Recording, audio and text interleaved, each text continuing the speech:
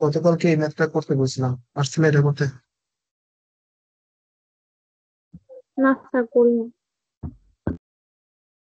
দেখো, এখানে কি বলা আছে যে 12 ওহম 12.5 ওহম রোধের একটি তারকে টেনে দ্বিগুণ লম্বা করা হলো এবং তারপর একটি কেটলির কয়েল তৈরিতে ব্যবহার করা হলো। 220 ভোল্ট পাওয়ার সাপ্লাই এর সাথে যুক্ত করলে কয়েলটিকে 30 ডিগ্রি সেলসিয়াস তাপমাত্রা পানিতে ডুবানো হয় এবং এটি 305 সেকেন্ড ধরে কাজ করে। ধরে নেওয়া হয় যে সম্পূর্ণ বৈদ্যুতিক শক্তি তাপশক্তিতে রূপান্তরিত হয়েছে। পানি কি ফুটবে কিনা, এটা বলছিলাম যে দুইটা উপায় করা যায় আমরা। তার মধ্যে দেখি কি কি দেয়া আছে। যখনই তুমি ফিজিক্স এর কোনো প্রবলেম সলভ করবে, তোমার আগে পাশে লিখতে হবে যে কি দেওয়া আছে, অন্তত এইচএসসি পরীক্ষার জন্য। তো আমরা দেখবো দেয়া আছে, কারণ এটা যখন তুমি লিখবা তোমার মাথার মধ্যে অটোমেটিক্যালি ওই গিভেন ডেটা থেকে কি কি ফর্মুলাতে আসতে পারে সেটার একটা ধারণা চলে আসবে। তার মানে লিখলে আর কি এটা সুবিধা যে তুমি বুঝতে পারবে যে কোন ফর্মুলা তোমাকে অ্যাপ্লাই করতে হবে। ধরো এখন আমি তোমাকে পড়াচ্ছি তাপের রূপান্তর, তাই না? রোধের ফলে যে তাপ উৎপন্ন হয় সেগুলো পড়াইতেছি। তো তুমি জানো যে ফর্মুলা হইলে এগুলার কোন একটা দিয়ে ফর্মুলা হবে, কিন্তু তুমি যখন পুরা চ্যাপ্টার একসাথে করবা বা পুরা বই একসাথে করবা, তখন কিন্তু তোমার আসলে ওই জিনিসটা ধরতে অসুবিধা হবে যে তোমার কোন সূত্র অ্যাপ্লাই করা হবে। এই জন্য গিভেন ডেটা গুলো পাশে লেখা। যে আর এর মান দেওয়া আছে 12.5, টেনে দ্বিগুণ লম্বা করা হবে, তার মানে এল প্রাইম ইজ ইকুয়াল টু 12। তারপর একটি কেটলি তৈরি করতে ব্যবহার করা হয়। আপনি না হ্যাঁ বলো। লম্বা কর আপনি না লম্বা করা আর টেনে লম্বা করা রোধের মধ্যে কি একটা বলছিলেন, ওটা ওটা কি বলছিলেন যে একটা 2 দিয়ে গুণ করতে হবে, একটা স্কোয়ার করতে হবে? ওই টপিকটা যদি আবার একটু বলতেন। হ্যাঁ হ্যাঁ, ওইটাই আর কি বললাম, যে টেনে দ্বিগুণ লম্বা করা হইলে আমাদের রোধের মানটা স্কোয়ার হয়ে যায়। এটা হচ্ছে এমসিকিউর জন্য তুমি মাথায় রাখতে পারো। যখন বলবে যে একটা তারকে লম্বা করা হলো, তখন তুমি জাস্ট বলবো যে পরিবর্তিত রোধ হবে কি 2 × আর ওয়ান। মানে আমরা জানি কি রোধ তার দৈর্ঘ্যের সমানুপাতিক হারে বৃদ্ধি পায়, একটা এরকম ছিল না আর সমানুপাতিক, যে দৈর্ঘ্য তুমি যত বাড়াবা রোধের মান তত বাড়ে। এটা হচ্ছে যদি নর্মাল দ্বিগুণ করা হয়, যে আগে একটা লেন্থের তার ছিল L1, এখন সেটাকে আমি 2 গুণ করে ফেলছি, L2 হয়ে গেছে, দ্বিগুণ হয়ে গেছে, তখন আবার হচ্ছে যে এই ফর্মুলা আসবে। কিন্তু এরকম যদি হয় যে আমার যেই তার ছিল ওটাকে আমি টেনে লম্বা করলাম, টান দিয়ে লম্বা করলে কিন্তু তখন ওই আর এর মানটা 2 হবে না, তখন আর যেটা হবে সেটা 2 এর স্কোয়ার হবে। এটা হচ্ছে টেনে লম্বা করলে। এটা কেন হয় আমরা দেখতে পারবো একটু পরে। তারা টেনে যদি দেওয়া থাকে তখন হচ্ছে এটা স্কোয়ার হবে। এটা কেন হবে একটু পরে আসতেছে।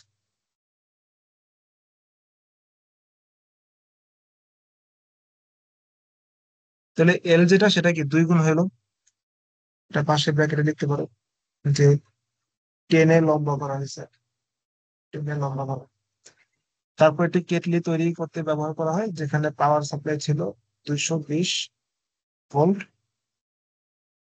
এবং টেম্পারেচার যেটা সেটা 30 ডিগ্রি সেলসিয়াস, আর টাইমটা তোমার ছিল 305 সেকেন্ড। ওকে। তো এখন এই যে যে তারের মধ্য দিয়ে পরিবহনটা হচ্ছে, তো সেখানে আমাদের যে রোধ তৈরি হবে সেই রোধের ফলে উৎপন্ন তাপ আমরা হিসাব করতে চাই। তাহলে আমরা দেখলাম একটু আগে Q is equal to I square, বা কিউ ইজ ইকুয়াল টু অথবা এইচ ইজ ইকুয়াল টু বলতে পারো I² R T। আমার একটা ফর্মুলা আমাদের ছিল। তো সেখান থেকে আমরা যদি এরকম চিন্তা করি যে একটা তার, ওকে টেনে যখন লম্বা করা হবে, তখন কি হবে যে আগের তুলনায় একটু চিকন হয়ে যাবে। অর্থাৎ তার আগে এরিয়াটা যা ছিল এখনকার এরিয়াটা কিছুটা কমবে। মানে আগের দৈর্ঘ্য যা ছিল এখন দৈর্ঘ্য কিছুটা বাড়বে। বাট দৈর্ঘ্য বাড়ুক বা কমুক, ক্ষেত্রফল বাড়ুক বা কমুক, আমাদের কিন্তু আয়তন যেটা সেটা কিন্তু একই থাকবে, V1 এবং V2। এই দুইটা আয়তন কিন্তু একই থাকবে, V1 এবং V2, এটা কিন্তু সেম থাকে। তো আয়তনের ফর্মুলা কি, ক্ষেত্রফল ইন্টু দৈর্ঘ্য। আর পরবর্তী যে আয়তন সেটা কি A2 × L2, মানে ক্ষেত্রফল ইন্টু দৈর্ঘ্য। এখন তুমি বলো যে এইখানটাতে আমাদের ক্ষেত্রফলটা কতটুকু চেঞ্জ হবে, আমি সেটা জানি না। বাট দৈর্ঘ্য কতটুকু চেঞ্জ হবে সেটা আমি জানি। তো এখান থেকে আমি লিখতে পারি A1 N2, L1 তোর মতো আছে, আর L2 যেটা সেটা আগের তুলনায় দ্বিগুণ হয়ে গেছে। L2 যেটা ছিল আগের তুলনায় দ্বিগুণ হয়ে গেছে। তাহলে L1 কাটা। তো পরিবর্তিত যে ক্ষেত্রফল সেটা হবে যে আগের ক্ষেত্রফলের অর্ধেক। এটা কিন্তু আমাদের টেনে লম্বা করার যেই প্রক্রিয়াটা তার জন্য হিসাবটা আমি করতেছি এখানে, ঠিক আছে। টেনে লম্বা করলে ক্ষেত্রফল কমবে, বাট তুমি যদি এমনি লম্বা করো তখন কিন্তু ক্ষেত্রফলের কোনো চেঞ্জ হবে না, এটা একটু মাথায় রাখবা। কেননা তুমি একটা তারের পাশে একটা তার লাগাই দিলে কিন্তু সেটা দৈর্ঘ্য বৃদ্ধি পাবে। একটা তারের পাশে একটা তার যদি তুমি জয়েন্ট দিয়ে দাও তাহলে কিন্তু তার দৈর্ঘ্যটা বৃদ্ধি পাবে, কিন্তু সেটাকে টেনে লম্বা করা হলো না, সেটা জাস্ট নর্মালি লম্বা করা হয়েছে। তো সেখানে কিন্তু ক্ষেত্রফলে কোনো পরিবর্তন আসবে না। বাট তুমি যখন টেনে কোনো কিছু লম্বা করবে তখন কিন্তু তার ক্ষেত্রফলটা কমে যাবে, এটা দেখছো তুমি প্র্যাকটিক্যালি বিভিন্ন কেসের ক্ষেত্রে। তো যখন লম্বা করা হয় তখন দৈর্ঘ্যটা বৃদ্ধি পায়, ক্ষেত্রফলটা কিন্তু কমে যায়। এই যে ক্ষেত্রফলের পরিবর্তনটাকে আমরা এখানে কনসিডারেশন আনতেছি, এই জন্য আমাদের একটা বিষয় কিন্তু জানতে হয়, সেটা হচ্ছে যে আমাদের আয়তন যেটা ওইটা হচ্ছে কনস্ট্যান্ট থাকে। যে ঠিক আছে আগে যতটুকু ছিল এখন টেনে লম্বা করা হইলো, ওর মধ্যে আয়তন একই আছে, ওখান থেকে আমি কোনো ম্যাটেরিয়াল রিমুভও করি নাই, বা ওইখানে আমি কোনো ম্যাটেরিয়াল অ্যাডও করি নাই যে আমার সেখানে আয়তনে কোনো পরিবর্তন হবে। So, আয়তন একই থাকবে, এটা ধরে আমাদের আয়তনের যে formula A1 L1 A2 L2 এটা প্রয়োগ করে আমি দেখলাম যে যখন আমি দৈর্ঘ্যটাকে টেনে দ্বিগুণ করব, লম্বায় দ্বিগুণ করব, তখন ক্ষেত্রফলটা তার অর্ধেক হয়ে যাবে। তাহলে আমি ক্ষেত্রফলটা পেয়ে গেলাম পরিবর্তিত। আমি দৈর্ঘ্যটা দেয়া আছে আমার। এখন আমি চাইলে রোধের মানটা বের করতে পারি, যে R2 সমান রো L2 A2। এটা ছিল আমাদের রোধের সূত্র। তো তুমি এখানে L2 এর মান বসাও 2L1, অ্যান্ড A2 এর মান বসাও A1/2। তাহলে কি আসে, এই টু উপরে চলে যাবে, এটা 4 আসবে, রো L1/A1। তাহলে রো L1/A1 যখন হবে তখন দেখো তো এই জিনিসটা কি আমাদের সে আদি রোধের ফর্মুলা না, মানে R1 এর ফর্মুলা না, যেটা তুমি R1 লিখতা, কি লিখতা, রো L1/A1। তো এখানে কি R1 লেখা যায় না? তো R1 লিখলে আমার এই জিনিসটা কি আসবে, R2 হচ্ছে 4R1। তো এই জন্য আমি তখন তোমাকে বলছিলাম যে যখন তুমি দেখবা 10 এ 2 গুণ করা হবে তখন R2 এর ভ্যালু যতটুকু দ্বিগুণ করা হবে তার স্কোয়ার পরিমাণ বৃদ্ধি পাবে। দ্বিগুণ করা হলে 2 স্কোয়ার পরিমাণ আর হবে, 4 গুণ করলে 4 স্কোয়ার পরিমাণ আর হবে। তো সেখান থেকে আর কি এই জিনিসটা আসছে। তো যেহেতু এইচএসসি পরীক্ষার ক্ষেত্রে এটা দেখো তো D নাম্বার আসছে, তোমার 4 মার্কের প্রশ্ন, তোমাকে এই জিনিসটা এই ক্যালকুলেশনটা দেখাইতে হবে, ঠিক আছে। যে এই জিনিসটা তুমি কিভাবে স্কোয়ার ফর্মে লিখছো। ধরো তোমার খাতা কোনো একটা আহ প্রান্তিক অঞ্চলে কোনো টিচারের কাছে গেল, তখন হয়তো বা সেই জিনিসটা ক্যাচ করতে পারবে না যে এখানে আসলে কি লিখছে। এই জন্য তোমাকে এই ক্যালকুলেশনটা দেখাইতে হবে, আগে প্রথমে আয়তনটাকে সমান ধরে তুমি রোধের মানটা বের করো। আচ্ছা, তাহলে এই অবস্থাতে আমাদের R1 দেওয়া আছে নিশ্চয়ই 12.5, যা আদি রোধ। তাহলে এখন পরিবর্তিত রোধ কত সেটা আমরা এখন হিসাব করতে চাই।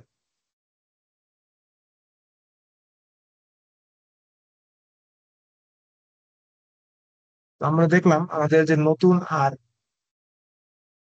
R2 সেটা কত, আগে যে আর ছিল সে আর এর 4 গুণ।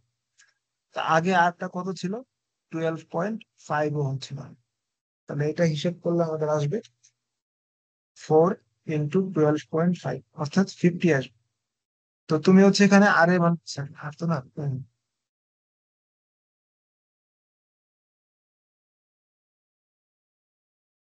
50 ওহম, এটা হচ্ছে আমাদের বর্তমান R2 আর কি। তো এরপর দেখো প্রশ্নে কি বলছে, এখানে বলছে যে আমি আর পেয়ে গেছি, এখন আমার ওই তারকে আমি পাওয়ার সাপ্লাইয়ের মধ্যে ইনপুট করবো। কত পাওয়ার সাপ্লাই, 220 ভোল্ট, তাহলে আমি এখান থেকে ভি পেয়ে যাই। এরপরে বলছে কতক্ষণ যাবত আমি এখানে কাজ করাবো, 305 সেকেন্ড। তাহলে আমি এখানে কি টি পেয়ে যাব। তো এখানে ভি পাইলাম, টি পাইলাম, এবং দিন শেষে কি এখানে কত তাপমাত্রা সেটাও কিন্তু এখানে দেয়া আছে। তো এখন চিন্তা করো যে এখানে তুমি ভি জানো, এখানে তুমি আর জানো, তাহলে এখানে কি হবে আলটিমেটলি, মানে তোমার তাপের হিসাবটা তুমি কিভাবে তাহলে এখানে বের করতে পারো। তাহলে তাপের হিসাব তুমি ভি জানো, আর জানো টি জানো, তাহলে একটা ফর্মুলা আমরা শিখছি না, যে V² / R T। তাহলে এখান থেকে আমি দেখবো যে ওই তারটা কেটলিতে যখন আমি যোগ করলাম, তখন সেই কেটলিতে 305 সেকেন্ড যাবত তোমার প্রবাহ চলমান থাকলে সেখান থেকে কতটুকু হিট আমাদের উৎপন্ন হবে। এবং সেই পরিমাণ হিট আমার পানিকে ফুটন্ত, বা পানিকে যেখানে কোশ্চেনে কি বলা আছে, সেই পরিমাণ হিট পানিকে ফুটাইতে হেল্প করবে কিনা ওটা আমরা দেখবো। আমাকে পুরা জিনিসটা ঘটনা প্রবাহ ক্রমে একটু চিন্তা করতে হবে। তাহলে এখন বলো যে আমি আর পেলাম, এখানটাতে আর পেলাম, তারপর হচ্ছে আমার এখানে ভি দেওয়া আছে 220 ভোল্ট আই গেস, এবং টি দেওয়া আছে 305 সেকেন্ড। তাহলে এখানে লিখতে পারবো যে উৎপাদিত তাপ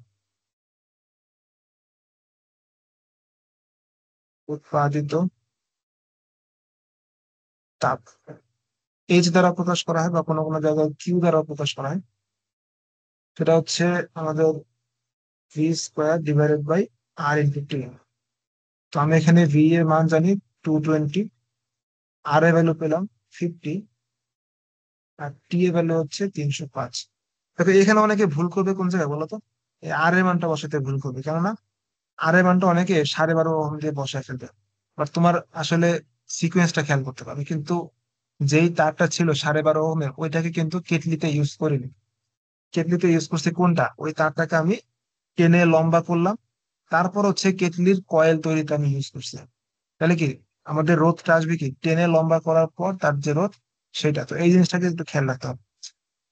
তো এটা হিসাব করলে আমি দেখতে পাচ্ছি যে এখানে 220 × 305 / 50 তোমার 295,240 এত জুল, এত জুল পরিমাণ তাপ তোমাদের এখানে প্রডিউস হবে। আচ্ছা, এখন পানিতে পানির তাপমাত্রা কত, 30 না? আচ্ছা, কয়েলটিকে 30 তাপমাত্রা পানিতে ডুবানো হয়। তাহলে এখন পানির আদি তাপমাত্রা θ1, এটা দেওয়া আছে 30। আর পানি যখন ফুটবে তখন পানির তাপমাত্রা কত, 100 ডিগ্রি সেলসিয়াস। পানি 100 ডিগ্রি সেলসিয়াস ফুটতে শুরু করে। তাহলে এই যে 30 থেকে 100 ডিগ্রি সেলসিয়াসে পৌঁছাইতে পানিকে কিন্তু একটা পরিমাণ তাপ শোষণ করতে হয়, তাই না? তাহলে শোষিত তাপের অ্যামাউন্টটা কত, সেটা হচ্ছে Ms∆θ। এখন পানির কিন্তু ভর এখানে দেওয়া নাই, ঠিক আছে? আমরা যেহেতু দেওয়া নেই, তাকে এম ধরে কাজ করবো, সমস্যা নেই। আর পানির আপেক্ষিক তাপ হচ্ছে 4200, এবং তাপমাত্রার যে পার্থক্য সেটা হচ্ছে 100 - 30।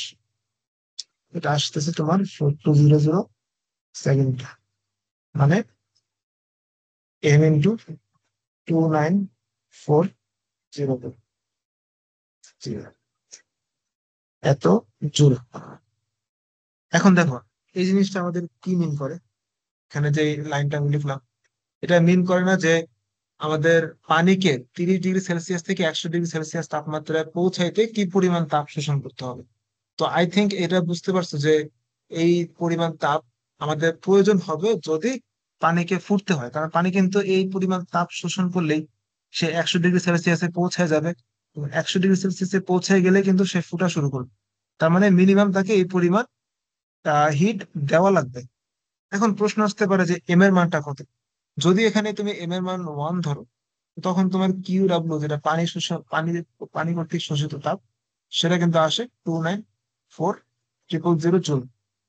তো দেখো যে এই পরিমাণ তাপ তার লাগবে ফুটতে, বাট আমাদের ওই তারে বা ওই কেটলিতে এর চাইতে বেশি পরিমাণে তাপ প্রডিউস হইতেছে। তার মানে কি কেটলিতে উৎপাদিত তাপ পানিকে ফুটাতে সক্ষম, যদি এখানে এম এর ভ্যালুটা 1 কেজি ধরে নেওয়া হয়। বাট যদি এম এ ভ্যালু যদি 1 এর থেকে বেশি হয়, ধরো 2 কেজি হলো, 294,000, 1.1 ধরি আমরা। আমাদের 2 কেজি লাগবে না, এর থেকে সামান্য বেশি হয়ে গেলে দেখা যাবে যে এই কিউ এর ভ্যালুটা এই 295 এর থেকে অনেক অনেক বড় হয়ে যায়। তো তার মানে তোমাকে এখানে যেহেতু এম এর ভ্যালু দেওয়া নাই, তোমাকে এখানে লিখতে হবে যে যদি এম এর মান 1 কেজি হয়, বা 1 কেজি পানি নিয়ে আমি কাজ করি, তাহলে আমার কেটলিতে উৎপাদিত যেই তাপ, সেই তাপ পানিকে ফুটাতে সাহায্য করবে। আর যদি এম এর ভ্যালুটা সামান্য বড় হয়ে যায়, লাইক 1.01 কেজিও হয়ে যায়, তখন কিন্তু ওই দেখো তো তখন আমাদের হিটের ভ্যালু কত আসে, 1.01 ইন্টু হচ্ছে 294,000, এটা কিন্তু আসে 296 940, যেটা দেখো এই যে এই কেতলিতে উৎপাদিত তাপের থেকে কিন্তু বেশি। তো তখন কিন্তু এই কেতলির উৎপাদিত তাপ আমাদের এই পানিকে আহ ফুটাতে পারবে না, কারণ এখানে তাপ বেশি লাগবে। বাট আমাদের এখানে উৎপাদিত, আচ্ছা কিন্তু লিখছি তো, এটা লেখা লাগবে। উৎপাদিত তাপ কিন্তু আমাদের তখন কম হয়ে যাচ্ছে। তো তোমাকে আগে এই জিনিসটা এখানে বলে দিতে হবে যে এম এর মানটা এত হইলে আমাদের ফুটাতে পারবে, না না হলে এটা পারবে না। ঠিক আছে, এ হচ্ছে আমাদের এটা 4 মার্কের, তো এই জন্য আর কি এটা জাস্টিফাইড, এই পরিমাণ তুমি লিখতে পারো। ক্লিয়ার, এটা বুঝতে পারছো? জি স্যার। আচ্ছা, এরপরেরটা আসুন, যে বর্তনীর সুইচ যদি বন্ধ করে দেওয়া হয়, তাহলে বন্ধ করে 10 মিনিট ধরে বিদ্যুৎ প্রবাহ করা হয়, তাহলে রোধক আর ফোর এর ফিউজ কি ভেঙে যাবে কিনা সেটা গাণিতিক ভাবে বিশ্লেষণ করে। তো তোমার কারেন্ট ডিভাইডার রুল বা ভোল্টেজ ডিভাইডার রুল সম্পর্কে আইডিয়া আছে? জি স্যার। এটা কি শর্টকাট জানো নাকি মানে অরিজিনাল প্রসেসটা জানো? না, অরিজিনালটাই জানি। আচ্ছা, অরিজিনালটা কোনটাতে বলছো তুমি? ধরো আমি যদি এখানে, আচ্ছা দেখো একটা জিনিস এখানে কিন্তু একটু টুইস্ট আছে এখানে। সেটা হচ্ছে যে এখানে আমার যে মেইন সার্কিট সেখানে অভ্যন্তরীণ রোধ দেওয়া আছে, কিন্তু নর্মাল বিভব আর অভ্যন্তরীণ রোধ কিন্তু সেম না, এটা জানো হয়তো না। তো তাহলে তোমাকে যদি এই পুরো সার্কিটটা কমপ্লিট করতে হয়, তাহলে তোমার এখানটাতে সংযোগ দিতে হবে। এখানে তোমার সংযোগ দিলে এই পুরো সার্কিটটা কমপ্লিট হতে হবে, যেহেতু এখানে সুইচ বন্ধ করবে। মানে সুইচ বন্ধ মানে হচ্ছে আমাদের সার্কিটটা কমপ্লিট হবে এখানে, এই জয়েন্টটা কমপ্লিট হবে। এখন কিন্তু বর্তমানে যখন এখানে ছিল না, এই যে কোশ্চেনের এই অবস্থাতে কিন্তু সুইচটা মানে খোলা। হ্যাঁ, তো এটাকে যখন আমি লাগাই দেবো এভাবে, তখন কিন্তু সুইচটা বন্ধ হয়ে যায়। বন্ধ হলে এখান থেকে কারেন্ট ফ্লো হওয়া শুরু করে। কারেন্ট যখন ফ্লো হবে তখন দেখো, তাহলে আমরা কি করি, তুমি সার্কিটের তুল্য রোধটা আগে বের করে ফেলি। তাহলে এখানে তুল্য রোধ বা ইকুইভ্যালেন্ট রেজিস্ট্যান্স সমান, আমি আগে দেখি কি কি আছে। উপরে R1 এবং R2, এ দুটো হচ্ছে আমাদের শ্রেণীতে আছে, যে প্লাস করবো। নিচে দেখো যে আর ফোর এবং আর ফাইভ এই দুটো আছে আবার সমান্তরালে। এই সমান্তরালে থাকার পর এটা আছে আবার R3 এর সাথে শ্রেণীতে। দেন হচ্ছে এই সম্পূর্ণটা আবার এই R1 R2 এর সাথে কি সমান্তরালে আছে। এই হচ্ছে আমাদের তুল্য রোধের ব্যাপার স্যাপার। তো তাহলে এখান থেকে তুমি সহজে বের করতে পারো, R1 এবং R2 যোগ করলে আসে তোমার 44 সমান্তরাল আর ফোর এবং আর ফাইভ। এটা কি জানো যে দুইটা যখন রোধ থাকে তখন আমাদের তুল্য রোধ যেটা, দুইটা যখন রোধ থাকে তখন আমাদের তুল্য রোধ কি হয়, দুইটার গুণফল ডিভাইডেড বাই দুইটার যোগফল। এটা কিন্তু দুইটার বেশি রোধ করলে তখন তুমি এই ফর্মুলা অ্যাপ্লাই করতে পারবে না। মানে আমাদের এই সমান্তরালের তুল্য রোধ যেটা, আগে যেটা তুমি ইউজ করতে হবে 1/15 plus 1/10 is equal two 1/RT। সেখানে করলে যেটা হয় যে 2-3টা লাইন বেশি করতে হয়, যার কারণে টাইমটাকে সেভ করার জন্য আমরা বলি যে যখন দুইটা রোধ থাকবে সমান্তরালে তখন তুমি এইভাবে শর্টকাটে বের করতে পারো যে রোধ দুইটার গুণফল উপরে ডিভাইডেড বাই রোধ দুইটার যোগফল। তাহলে এটা আসে কত, 150 ডিভাইডেড বাই 25। তাহলে আমি দেখতে পাচ্ছি এখানে 150 ডিভাইডেড বাই 25 মানে হচ্ছে 6 ওহম আসবে। আর আর3 কত, আর3 হচ্ছে 16, মানে 16 প্লাস 6 মানে হচ্ছে 22। তো এখন দেখো 22 এবং 44 এই দুইটা আবার সমান্তরালে আছে। সেই দুইটা রোধ সমান্তরাল থাকলে আমাদের কি করতে হয়, উপরে দুইটা রোধের গুণফল, নিচে দুইটা রোধের যোগফল। 22 × 4 = 4, 22 + 4 = 4, তোমার আসে হচ্ছে 14.67। যে কোনো সার্কিট থাকুক, আমাদের কার্শফ ল হোক বা নর্মাল ওহমস ল, আমাদের প্রথম কাজ হচ্ছে যে সেখান থেকে ইকুইভ্যালেন্ট রেজিস্ট্যান্স বা তুল্য রোধ সেটা বের করে ফেলবো। বা আরেকটু সোজা বাংলায় বলতে গেলে আমাদের মূল প্রবাহটা বের করে ফেলবো। এখন মূল প্রবাহর ফর্মুলা কি ছিল মনে আছে এটা? যখন আমাদের অভ্যন্তরীণ রোধ থাকবে তখন কি হবে, R+R। এটা হচ্ছে আমাদের তুল্য রোধ, প্লাস এই যে ব্যাটারির মধ্যে এই অভ্যন্তরীণ রোধটা ছিল ওইটা রোধ। তাহলে এই ফর্মুলাটা হচ্ছে আমাদের লাগবে সামনে। এরপর এখান থেকে আমি মান বসাতে পারি, ই এর ভ্যালু দেওয়া আছে 9 ভোল্ট, আর আর ইকুইভ্যালেন্ট আমি পেলাম হচ্ছে 14.67, প্লাস অভ্যন্তরীণ রোধ ওয়ান ওয়ান দেওয়া আছে। তো এখান থেকে তড়িৎ প্রবাহ মানটা পেয়ে যাবে। 0.574 অ্যাম্পিয়ার। ঠিক আছে। আচ্ছা, এখন বলা আছে ফিউজটি ভেঙে যাবে কিনা 4 ওহম R4 এর মধ্যে দিয়ে গেলে। R4 এর মধ্যে দিয়ে যাওয়ার সময় আমার দেখতে হবে যে এই যে নিচের যে ব্রাঞ্চটা আছে, কারেন্ট যখন এখান দিয়ে পাস করবে তখন এই জাংশন আসার পর নিচের ব্রাঞ্চ দিয়ে কতটুকু কারেন্ট যাবে। আমাদের দুই প্রান্তের ভোল্টেজ কিন্তু এখানে সমান। ঠিক আছে, যদি মনে করো যে অভ্যন্তরীণ রোধটা দেওয়া না থাকতো, তাহলে এই যে যে এ এবং বি আমি নামকরণ করলাম, এই এ এবং বি এর ভোল্টেজ কিন্তু সমান হইতো এখানে ই এর। বাট যেখানে এখানে অভ্যন্তরীণ রোধ দেওয়া আছে, তার জন্য কি এটা আর তোমার 9 ভোল্ট হচ্ছে না। তো এ এবং বি আমি যে দুইটা পয়েন্ট আঁকালাম, বলতে পারো যে এই পয়েন্ট দুইটার মধ্যকার ভোল্টেজটা কত। এটা যখন আর ছিল না, ধরো আর এখানে নাই, তখন কিন্তু তুমি সহজেই বলতে পারতা যে এ এবং বি এর মধ্যকার যে ভোল্টেজ সেটা হবে 9 ভোল্ট। কেন? কারণ এ এবং বি এর যা ব্যাটারি থেকে এ এবং বি পর্যন্ত কোনো এলিমেন্ট কিন্তু নাই বা রোধ কিন্তু নাই, যার কারণে যে 9 ভোল্ট এটা কিন্তু খরচ হওয়ার কোনো উপায় ছিল না। বাট যেহেতু ব্যাটারির মধ্যে একটা অভ্যন্তরীণ রোধ চলে আসছে, যার কারণে এই 9 ভোল্ট আর ওই এ এবং বি এর মধ্যে থাকবে না। তো আমাকে একটু বলো যে এ এবং বি এর মধ্যকার ভোল্টেজটা কত, মানে ভি এর মানটা কত, এটা আমাদের লাগবে। দেখো তো বের করে কত আসে। কি বলছেন স্যার? মানে বলছি যে আমি তো সাপ্লাই দিচ্ছি কত, 9 ভোল্ট না ব্যাটারির। তো 9 ভোল্ট তো সরাসরি এ এবং বি এর মধ্যে যাবে না। তো এ এবং বি এর মধ্যকার ভোল্টেজ ডিফারেন্সটা কত সেটা একটু দেখো।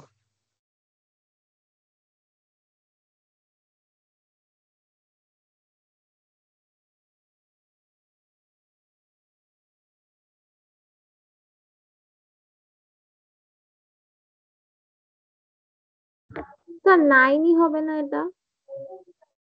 না না, আমি তো এটা বললাম যে 9 হবে। 9 হতো যখন তোমার অভ্যন্তরীণ রোধ থাকতো না। বাট এখন কিন্তু তোমার অভ্যন্তরীণ রোধ আছে। হ্যাঁ। তো যার কারণে ওই 9 ভোল্টের কিছুটা অংশ কিন্তু তোমার ওই আহ অভ্যন্তরীণ রোধে কিন্তু খরচ হয়ে যাবে।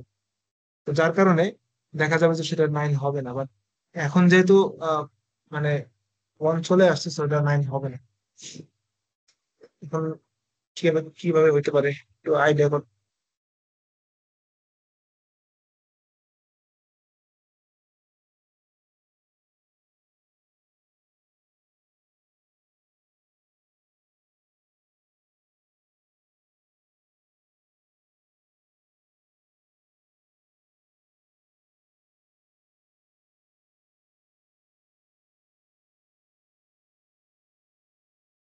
বা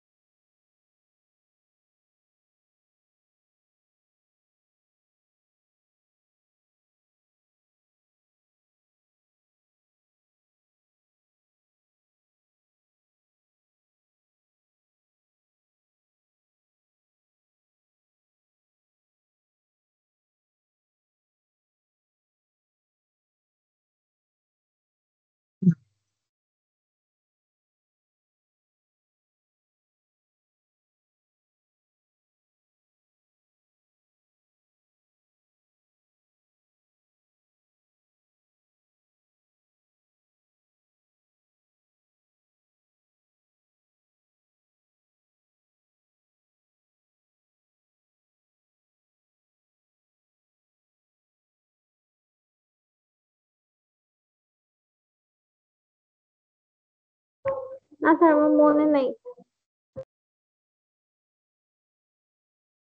তাহলে এটা করা দিচ্ছি আমি।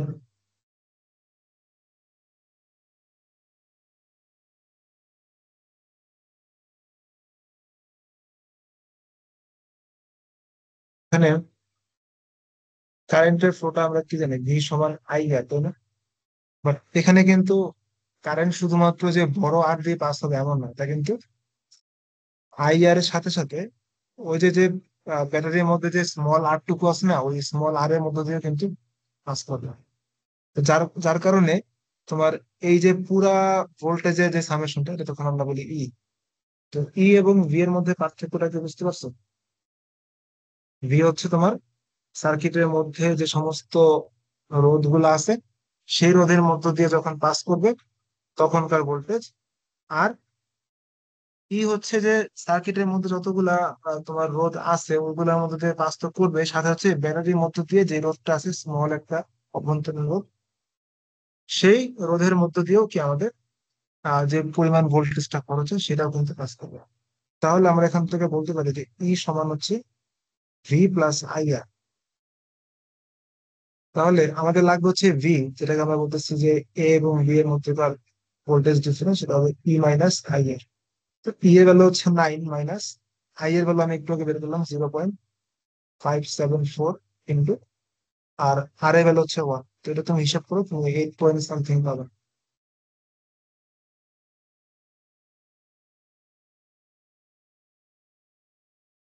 কত সেটা একটু, জানাতো আমাকে।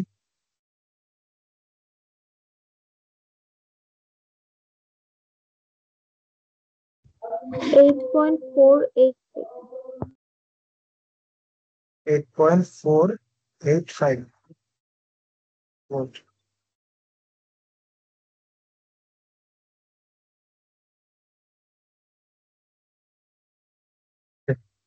তাহলে আমি এখান থেকে ভোল্টেজ পেলাম। এখন আমার দেখতে হবে যে এই যে নিচের যে ব্রাঞ্চটা আছে, ওই ব্রাঞ্চের মধ্যে দিয়ে কি পরিমাণ কারেন্ট পাস করতেছে সেটা আমাকে খুঁজে বের করতে হবে। তাহলে আমরা দেখবো যে এ বি এর নিচের পার্টটুকু দিয়ে কি পরিমাণ কারেন্ট যাবে সেটা কত। আচ্ছা, তাহলে আমরা একটু বের করি এখান থেকে যদি এটা বের করতে চাই, অপোজিট অন্য পেজে, তার নাম আলাদা নাম দিতে পারো, চাইলে যদি না বুঝতে পারো তো ওটা সি এবং ডি দিলাম, তাহলে একটু বুঝতে সুবিধা হবে। আমরা সি ডি এর মধ্যকার কারেন্ট কত সেটা বের করব, কেননা আমাদের বলছে কি যে আর 4 এর মধ্যে দিয়ে কি মানে প্রবাহিত হলে সেটা ভেঙে যাবে কিনা। তো আমরা দেখবো যে আর 4 আসলে কতটুকু কারেন্ট নিতে পারে। তো এই জন্য আমরা সিডি এর অংশটুকু এখানে কনসিডার করতেছি।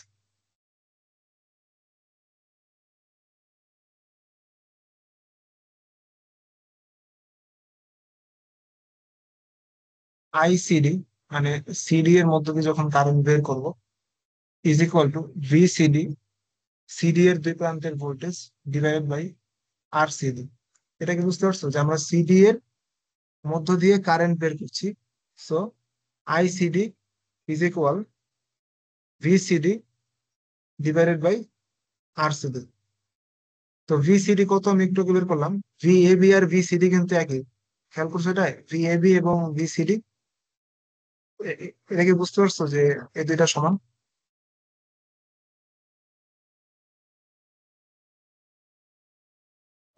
না sir. V A B, A এবং বি এর মধ্যকার ভোল্টেজ এবং সি এবং ডি এর মধ্যকার ভোল্টেজ এক, এটা মানে বুঝতে পারো না যে এ থেকে সি এর মধ্যে তো কোনো ভোল্টেজ খরচ হওয়ার কিছু নাই, আবার বি থেকে ডি এর মধ্যে তো ভোল্টেজ খরচ হওয়ার কিছু নাই। তো তাহলে এ বি এবং সি ডি এর মধ্যকার ভোল্টেজ তো একই হবে। এ থেকে যখন সি তে আসছে তখন তো কোনো রোধ বা কিছু ছিল না, তাহলে সে কেন এটা ভোল্টেজ খরচ করে? আবার বি থেকে যখন ডি তে আসছে তখন তো এই বি এবং ডি এর মধ্যে কোনো রোধ জাতীয় কিছু নাই যে যেখানে সে ভোল্টেজটা খরচ করবে। তো তাহলে কি এ এবং বি এই দুইটার ভোল্টেজ, আর সি এবং ডি এই দুইটার ভোল্টেজ একই। তাহলে এখানে আমরা বলতে পারি যে এটা কত হচ্ছে 8.485। আর নিচে আর সিডি, সি এবং ডি এর মধ্যকার আর কত? সি এবং ডি এর মধ্যকার আর দেখো যে এইটুকু অংশ যেটা আমরা বের করলাম, সি এবং ডি, আর 3 প্লাস হচ্ছে আর 4 এর অংশ যেটা আসছে 22। সেটা 22 এর সাথে আসলে আমাদের 8.485 কিলো রোধের 0.385 অ্যাম্পিয়ার আসতেছে। তো আই এর ভ্যালু আমি দেখলাম যে সিডি অংশের মধ্যে দিয়ে 0.383 আসবে, যেটা আমরা বলতে পারছি যে এখানে যে আর 4 এবং আর 5 থাকবে, সে আর 4 এবং আর 5 এর মধ্যে দিয়ে কি পরিমাণ কারেন্ট যাবে সেটা আমাকে মেজার করে দিবে। তো আমি এখানে একটু এই জিনিসগুলো ক্লিয়ার করে দেখেন।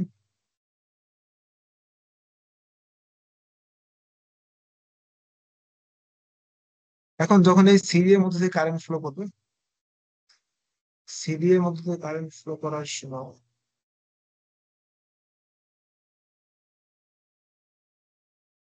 সিডি এর মধ্যে দিয়ে কারেন্ট ফ্লো করার সময় আমাদের আহ আইটা যেটা, সেটা দুইটা ভাগে ভাগ হবে। একটা হচ্ছে R4 এর মধ্যে দিয়ে কারেন্ট যাবে, একটা হচ্ছে R5 এর মধ্যে দিয়ে কারেন্ট।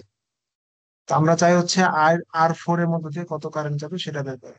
তো R4 এর মধ্যে দিয়ে যখন কারেন্টটা বের করবে, লিখবো যে I4 is equal, current divider অনুযায়ী কি R5 হবে, R4 plus R5 is equal to হচ্ছে মূল কারেন্ট আই, আইসিডি আর কি। তো এখানটাতে আমাদের এটা ছিল R4, এটা হচ্ছে R5। তো কারেন্ট হচ্ছে এখান দিয়ে বের হয়েছে, মানে আইসিডিটা বের হলো এখান থেকে। তো এই আইসিডি কারেন্ট সেটা হচ্ছে দুইটা ভাগ হয়ে গেছে, দুইটা ভাগ হয়ে এখান থেকে বের হয়ে গেছে। তো আমরা যখন R4 হিসাব করবো তখন আমাদের ফর্মুলা হচ্ছে I4 ইজ ইকুয়াল টু হচ্ছে, R4 এর মধ্যে দিয়ে কারেন্ট হিসাব করলে আমরা উপরে লিখবো হচ্ছে R5। আর যখন আমি I5 হিসাব করব, মানে R5 এর মধ্যে দিয়ে কত কারেন্ট যাবে, তখন আমি লিখবো হচ্ছে R4, মানে উল্টা। ওকে, নিচে হচ্ছে দুইটা যোগফল এবং হচ্ছে আইসি। কিন্তু হচ্ছে যে এই যে যে রোধ আমি লিখলাম, বা এই যে ব্রাঞ্চটা আমি লিখলাম R4 এবং R5, এই দুইটার মধ্যে দিয়ে মোট কারেন্ট কত, মোট কারেন্ট হচ্ছে থাকে সিডি। মানে সিডি পরিমাণ কারেন্টটি কিন্তু R4 এবং R5 এর মধ্যে দিয়ে গেছে। এখানে অনেকে ভুল করবে যে ও টোটাল আইটাকে অনেকে বসায় দিবে, যে এই 0.574 এটাকে অনেকে বসায় দিবে, এটা আসলে বুঝবে না। কেননা R4 এবং R5 এর মধ্য দিয়ে কিন্তু এই টোটাল আই যায় নাই। R4 এবং R5 এর মধ্য দিয়ে কিন্তু এই যে আই সিডি পরিমাণ কারেন্টটি গেছে।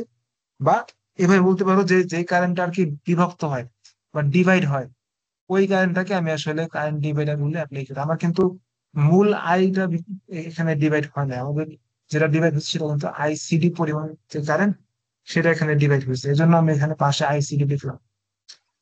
এখন হচ্ছে R5 এর ভ্যালু বসাও, যেটা আমরা বলছি এখানে 10 আর 15। এটা 10, এটা 15। আর আইসিডি যেটা, সেটা হচ্ছে 0.385। এটা ক্যালকুলেট করলে আসে 10 ডিভাইডেড বাই 15 ইন্টু 0.385, 0.256 অ্যাম্পিয়ার।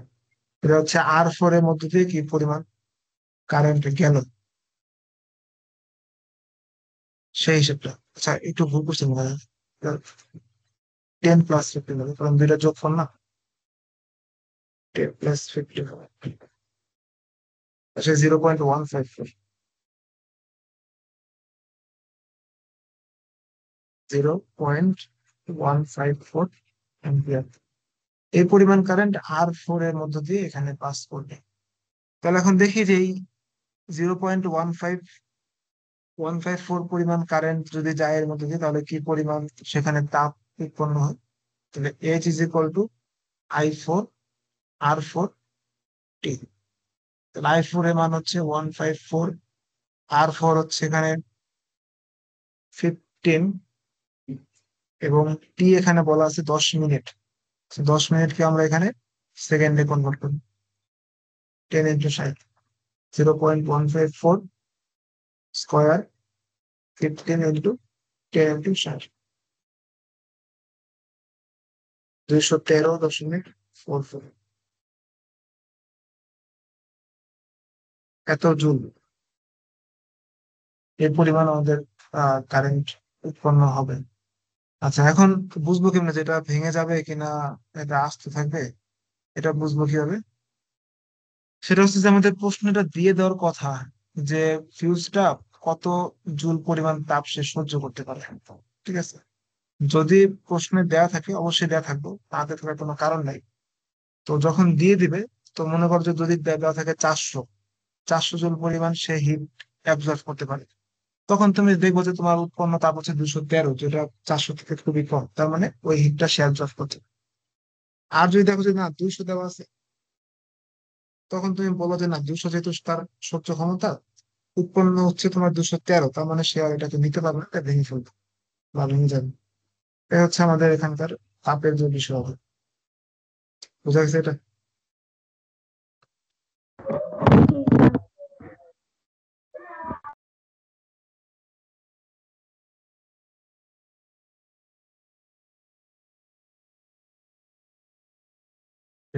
পরে চলে যান। এটা কি বলছি, বর্তনীতে 1 মিনিট ধরে স্যার বিদ্যুৎ প্রবাহিত হয়। হ্যাঁ। স্যার এটার উপর আমি 3 তারিখে একটা এক্সাম দেবো। বুঝি নাই কিসের,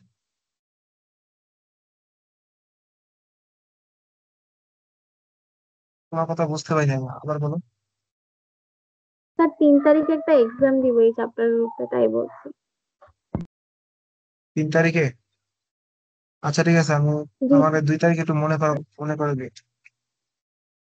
যদি বর্তনীতে 1 মিনিট ধরে বিদ্যুৎ প্রবাহিত হয় তাও তবে কোন রোধক বেশি তাপ উৎপন্ন করবে? এটা তো একেবারে ইজি একটা প্রবলেম। 1 মিনিট ধরে হচ্ছে, তার মানে টি এর মান তো হিসাব করো, 60 সেকেন্ড। কোন রোধক বেশি তাপ উৎপন্ন করবে? তো আমরা আর হিসাব করি। R1 এর মধ্য দিয়ে যে কি পরিমাণ হিট যাবে সেটা ধরি H1। তো H1 হচ্ছে I1 স্কোয়ার R1 টি। R2 এর মধ্য দিয়ে কি পরিমাণ তাপ উৎপন্ন হবে? H2 I2 স্কোয়ার R2 টি। আর R3 এর মধ্যে দিয়ে কি পরিমাণ তাপ উৎপন্ন হবে সেটা হচ্ছে H3 I3 স্কোয়ার R3 টি। কারণ I1 I2 I3 লাগবে, এই জন্য এটা তুল্য রোধটা আগে আমরা বের করি, সেটা কত? তুল্য রোধ বা ইকুইভ্যালেন্ট ইজ ইকুয়াল, দেখো প্রথম দুইটা আছে সমান্তরালে, R1 এবং R2 সমান্তরালে, তার সাথে হচ্ছে R3 শ্রেণীতে। তো দুইটা রোধ যখন সমান্তরালে থাকে তখন আমরা জানি যে দুইটা রোধের গুণফল ডিভাইডেড বাই দুইটা রোধের যোগফল প্লাস R3 কত, 1। 3 6 18, এখানে হচ্ছে 6 আর 3 9, ভাগ করলে আসে 2, 2 + 1 হচ্ছে 3। তো আর ইকুইভ্যালেন্ট হচ্ছে 3 Ω। তাহলে এখানে মূল প্রবাহটা কত, কারেন্ট ফ্লো হতেছে কত? আমরা এখানে দেখতে পাচ্ছি যে আই সমান হচ্ছে V/R।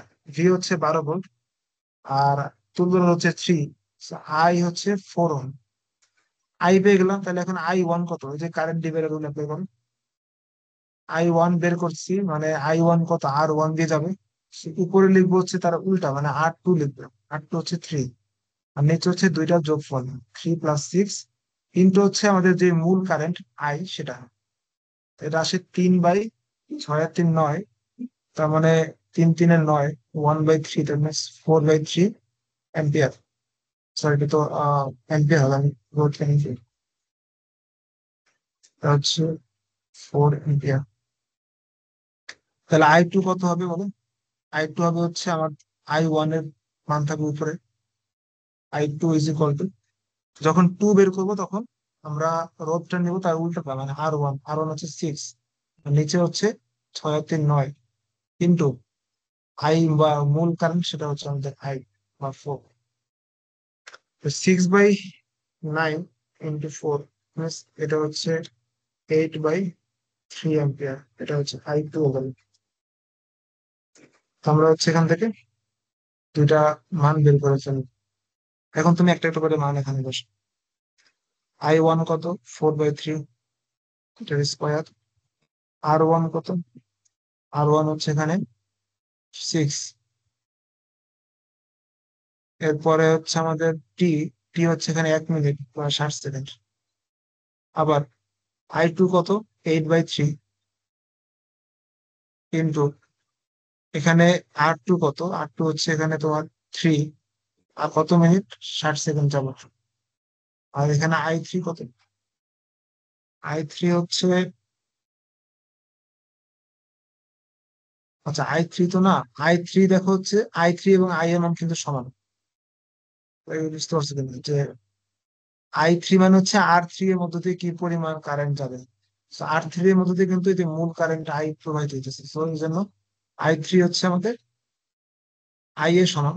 আই আমরা বের করলাম হচ্ছে 4, তাহলে এটা হবে 4 এর স্কোয়ার ইন্টু R3 হচ্ছে 1 ইন্টু হচ্ছে 60। তো এই তিনটা তুমি হিসাব করো, এই তিনটা হিসাব করলে তুমি দেখতে পাবো যে একই পরিমাণ তাপ উৎপন্ন হবে কিনা, বা কোন রোধ বেশি পরিমাণ তাপ উৎপন্ন করবে। বুঝতে পারছো এটা? জি স্যার। এটা সহজ। সিমিলার ওয়েতে এটাও করতে পারবা।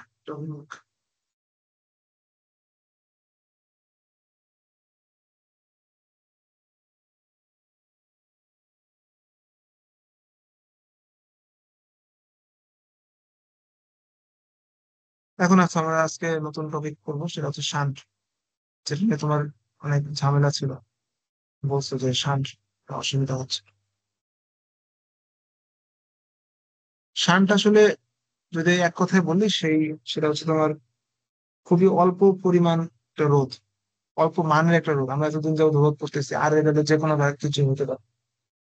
তো আর এর কাজটা কি? রোধ হচ্ছে যে আমাদের তড়িৎ প্রবাহকে বাধা দেওয়া। ওকে। তো তড়িৎ প্রবাহকে বাধা দেওয়া হচ্ছে রোধের কাজ। এখন তড়িৎ প্রবাহ যদি অনেক বেশি হয়ে যায়, তখন তো ঝামেলা, তাই না? যখন তুমি দেখবে যে রোধের মান অনেক বেশি, তখন সেই প্রবাহের মধ্যে দিয়ে কারেন্ট ফ্লো কিন্তু কম হবে। আবার যদি তুমি দেখো যে রোধের মানটা খুব কম, তাহলে সেই প্রবাহের মধ্য দিয়ে কারেন্ট ফ্লো কিন্তু অনেক বেশি হবে। মানে উল্টা, কারেন্ট ফ্লো হচ্ছে আমাদের, কারেন্ট ফ্লো মানে কি? তড়িৎ প্রবাহ আর কি। তো কারেন্ট ফ্লো হচ্ছে আমাদের সেখানকার ওই তড়িৎ প্রবাহ, এবং তড়িৎ প্রবাহটা হচ্ছে রোধের ব্যস্তানুপাতিক আর কি। রোধ যদি বেশি হয়ে যায়, বেশি রোধ মানে কি? সে বেশি পরিমাণ বাধা দেবে, কম পরিমাণ প্রবাহ সেখান থেকে পাবো। আবার যদি রোধ কম হয়, তার মানে কি? তার কম বাধা দিবে, তার মানে কি? সেখান থেকে বেশি পরিমাণ আমরা তড়িৎ প্রবাহ পাবো। এখন আমাদের, তোমার যে এই প্রবলেমটা, তুমি শান্টের ফর্মুলা তোমরা সব জানো। আমার কাজ হচ্ছে যে সেখান থেকে, আচ্ছা আমি শুরু থেকে শুরু করি প্রবলেমে। ধরো যে,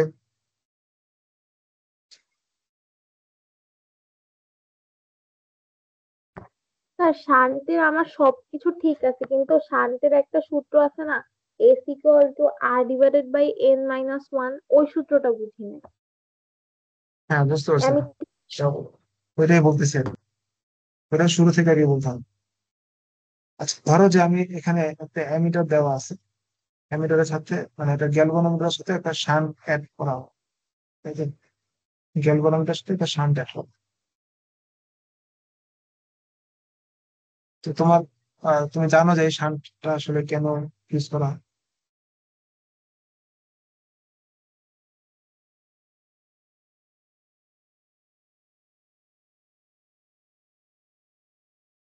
শান্ট আমি এখানে কেন ইউজ করলাম অ্যামিটারের মধ্যে?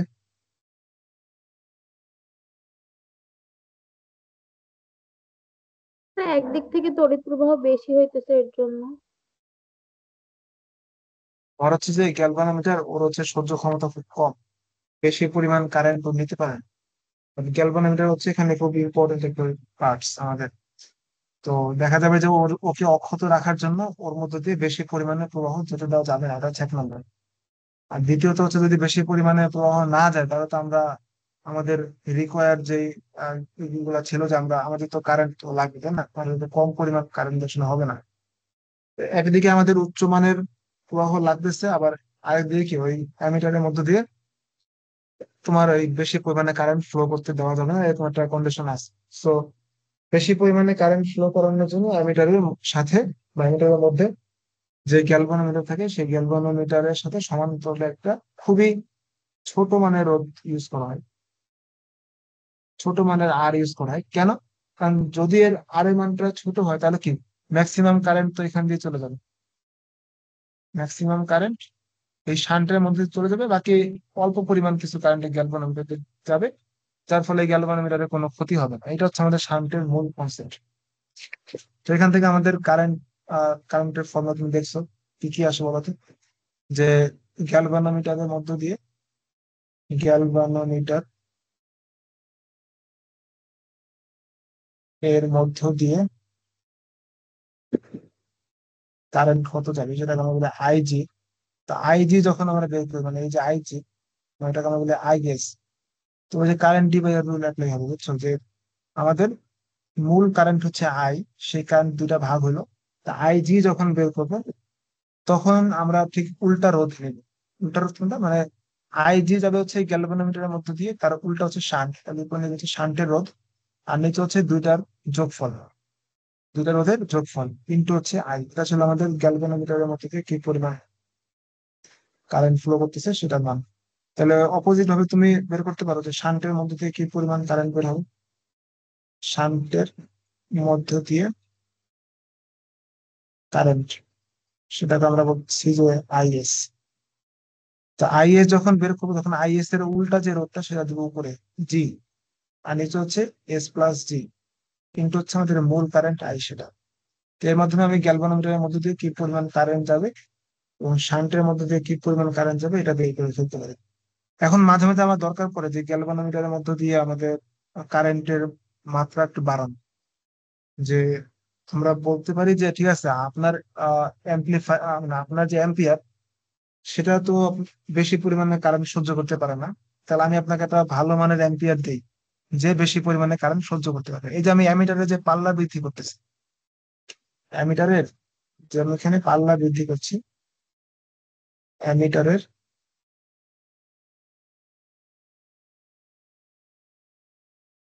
পাল্লা বৃদ্ধি করছি, তার মানে কি কত, মানে আমি কোন ফর্মুলেশনে গেলে এই অ্যামিটারের পাল্লাটা বৃদ্ধি করতে হবে। ধরো যে আমি আগে আমার ভিতর আগে গ্যালভানোমিটারের মধ্যে দিয়ে আইজি পরিমাণ কারেন্ট যেত, এখন আমার পাল্লা বৃদ্ধির পর সেটার মধ্যে তোমার ধরো যে এন টাইমস পরিমাণ কারেন্ট বেশি যাবে। আমরা এখানে লিখি যে গ্যালভানোমিটারের মধ্য দিয়ে অ্যামিটারের অ্যামিটারের প্রকৃত ক্যাপাসিটি বা প্রকৃত ধারণ ক্ষমতার চেয়ে প্রকৃত ধারণ ক্ষমতার চেয়ে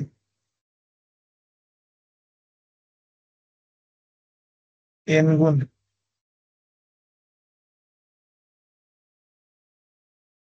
তড়িৎ প্রবাহ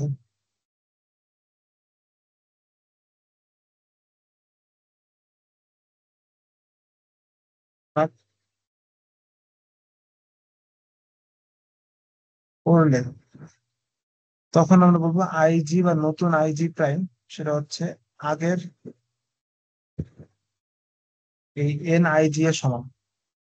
তাহলে আমরা যদি বলি যে এখনকার আইজি বা নতুন আইজি এর মধ্যে দিয়ে যে পরিমাণ কারেন্ট যাবে, আচ্ছা সরি আইজি না, তোমার আই হবে, কেননা এখন তো গ্যালভানোমিটারের মধ্যে কারেন্টের পরিমাণ অনেক বেশি হবে।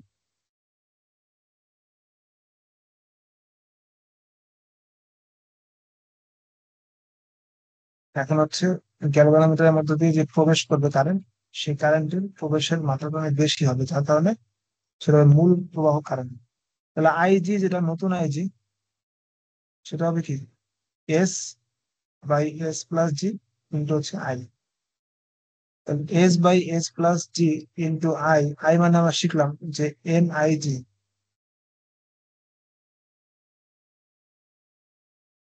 N I G. এখন আই জি প্রাইম এবং আই জি এই দুটো কিন্তু একই জিনিস। একই জিনিস কিভাবে, কারণ ওই গ্যালভানোমিটার যেটা আমার কাছে দেয়া আছে, ওই গ্যালভানোমিটারের মধ্য দিয়ে এন টাইমস পরিমাণ যখন কারেন্ট যাবে, সেটা হচ্ছে কি এন টাইমস এর পুরোটা তো যাবে না, এন টাইমস একটা নির্দিষ্ট পরিমাণ যাবে, যেটা হচ্ছে ওই গ্যালভানোমিটারের নিজস্ব একটা বৈশিষ্ট্য। তো ওই নিজস্ব বৈশিষ্ট্য কিন্তু গ্যালভানোমিটার কখনো চেঞ্জ করে না, যার কারণে এই আই জি প্রাইম এবং আই জি এই দুইটা কিন্তু তখন তোমার সমান হয়ে যায়। সমান হওয়ার কারণে কি হয় যে এটা কাটাকাটি চলে যাবে। কাটাকাটি গেলে তখন তোমার এখান থেকে জাস্ট থাকে কি এস প্লাস জি সমান হচ্ছে এন এস। সো এখান থেকে এস গুলাকে এক পাশে নিয়ে আসলাম, তাহলে G is equal to N minus one S. তাহলে এখানে আমরা এস এর ভ্যালু যদি বের করতে চাই তাহলে হচ্ছে G divided by N minus, যেটাকে তুমি বলতেছো আর ডিভাইডেড বাই এন আছে। আর মানে হচ্ছে রোধ, এখানে জি মানে হচ্ছে গ্যালভানোমিটার রোধ, একই জিনিস। আর এস মানে হচ্ছে শান্টের রোধ। যখন তোমাকে প্রশ্ন করা হবে যে ধরো পাল্লা বৃদ্ধি করা হলো এত পার্সেন্ট, আমরা ম্যাথ করবো সামনে, এটা হচ্ছে আমাদের আলটিমেটলি ফর্মুলা। ফর্মুলা পরিচয় কি, এন হচ্ছে যে কত গুণ বৃদ্ধি করবে সেটা অ্যামিটারের মধ্যে পার্থক্য কি? হ্যাঁ। অ্যামিটার আর গ্যালভানোমিটারের মধ্যে পার্থক্য? কোনটার সাথে কোনটা পার্থক্য বললে? অ্যামিটার আর গ্যালভানোমিটার। আচ্ছা অ্যামিটার হচ্ছে কারেন্ট তোমার পরিমাপ করবে, আর অ্যামিটারের মধ্যে তোমার এই গ্যালভানোমিটারটা রাখা হয় তার মানে স্পেসিফিকেশনের জন্য বলতে পারো। পার্থক্য না, মানে অ্যামিটারটা হচ্ছে তোমার এই গ্যালভানোমিটার, তোমায় বলি এই যে সেটআপটা তুমি দেখতে পাচ্ছ, এই সেটআপটা তোমার অ্যামিটার, এই যে এটা হচ্ছে অ্যামিটার। অ্যামিটারের মধ্যে গ্যালভানোমিটার এবং শান্ট এই দুটো প্রযুক্ত। যখন তুমি এখানে কারেন্ট ইনপুট দিবা, ও হচ্ছে এটা তোমাকে রিডিং দিবে, এবং তুমি হচ্ছে সেটা আউটপুট হিসেবে পাবে। বুঝতে পারছো? এই জন্য আর কি অ্যামিটারের মধ্যে তোমার ওই জিনিস সাজানো থাকে, গ্যালভানোমিটার এবং শান্ট তোমার সেখানে সাজানো থাকে সমান্তরাল। তো এটা ছিল তোমার অ্যামিটারের পাল্লা বৃদ্ধি, যে অ্যামিটারকে আমি এন টাইমস বাড়াইলে আমার ওইটার মধ্যে শান্টের মাত্রাটা কেমন হয়। গ্যালভানোমিটার এটা তো তোমার এখানে ফিক্সড, এটা চেঞ্জ হবে না, যেটা একটু আগে বললাম, যার কারণে আমরা আইজি প্রাইম এবং আইজিটাকে সমান ধরতেছি। বাট এখানে আমি শানটাকে চেঞ্জ করতে পারবো, যে অ্যামিটারের মান, অ্যামিটারের পাল্লাটাকে বাড়ানোর জন্য কি পরিমাণে আমার এখানে শান্ট অ্যাড করতে হবে, সেটা হচ্ছে আমি এই ফর্মুলার মাধ্যমে বের করতে পারি। যে আমি জি এর তো মান জানি, গ্যালভানোমিটার রোধ, আমি যদি এটাকে 10% বাড়াই তাহলে এন এর ভ্যালু 10%, সেই হিসাব করে আমি বলতে পারি যে এখানে এস এর মানটা কত দিতে হবে। তো অ্যামিটারের একটা খুব গুরুত্বপূর্ণ বৈশিষ্ট্য এটা জেনে রাখো, সেটা হচ্ছে অ্যামিটারকে সার্কিটের মধ্যে, অ্যামিটারকে সার্কিটের মধ্যে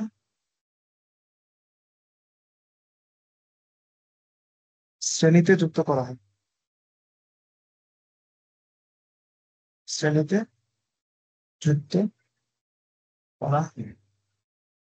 এটা তোমার এখানে মাথায় রাখতে হবে, অ্যামিটারকে সার্কিটের মধ্যে শ্রেণীতে যুক্ত করা হয়। আমরা এখন পড়বো হচ্ছে ভোল্ট মিটার। ভোল্ট মিটার পড়বে, বা এটা হচ্ছে ভোল্ট মিটারকে সার্কিটে, ভোল্ট মিটারে সার্কিটে সমান্তরালে অ্যাড করতে হবে। তো ভোল্টমিটারের কাজটা কি? ভোল্টমিটারের কাজ হচ্ছে যে তোমার ভোল্টেজ পরিমাপ করে দিবে আর কি। অ্যামিটারের কাজ হচ্ছে কারেন্ট পরিমাপ করবে, ভোল্টমিটারের কাজ হচ্ছে ভোল্টেজ পরিমাপ করবে। সার্কিটের সমান্তরালে যুক্ত করা হয়। তুমি এরকম দেখলা যে ভোল্টমিটার অ্যামিটারকে তার পাওয়ার বৃদ্ধি করলা, বা অ্যামিটারের পাল্লা তুমি বৃদ্ধি করলা, ঠিক তেমনি কিন্তু ভোল্টমিটারের পাওয়ারটাই বৃদ্ধি করা হয়। যে ভোল্টমিটারের মধ্য দিয়ে অনেক বেশি পরিমাণে তড়িৎ প্রবাহ পেলে সে কিন্তু ভোল্টেজ আর পরিমাপ করতে পারে না। তো যার কারণে আমি তোমাকে যদি একটা ফিগার দিয়ে দেখি, ধরো যে একটা তার যার মধ্যে ভোল্টমিটার লাগানো আছে, এর মধ্যে দিয়ে কারেন্ট ফ্লো হবে, তাহলে এই দুই প্রান্তের যে ভোল্টেজ ভি সমান, তুমি কি লিখবা? আচ্ছা, এটা হচ্ছে ভিতরের জিনিসপত্রগুলো রোধ যে মানে,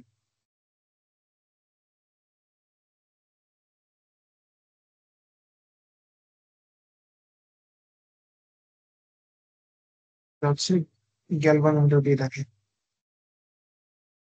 এই পুরা সিস্টেমটা হচ্ছে একটা ভোল্ট মিটার যার মধ্যে একটা গ্যালভানোমিটার আছে, আবার ওই অ্যামিটারের মধ্যে কিন্তু গ্যালভানোমিটার আছে, বুঝছো?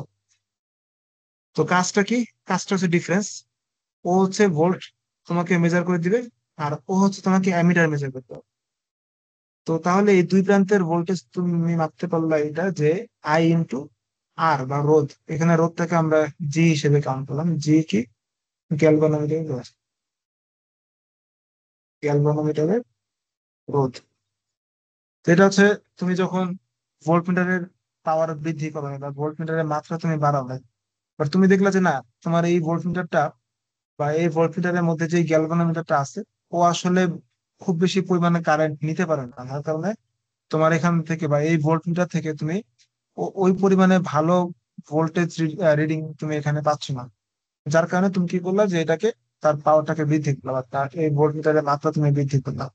তো মাত্রা বৃদ্ধি করলে তখন তোমার কি হবে, এখানে একটা স্যার সামান্য এতক্ষণ রোধ তোমার বাফারিং এখানে হইতেছেন। অ্যাড করতে হবে। কিছু বলতেছো? বাফারিং হইতেছিল, একটু প্রথম থেকে বলবেন? দেখা যায় না এটা যা লিখতেছি? না, একটু আগে বাফারিং হয়েছে, আপনার কোনো কথা শুনতে পারি না।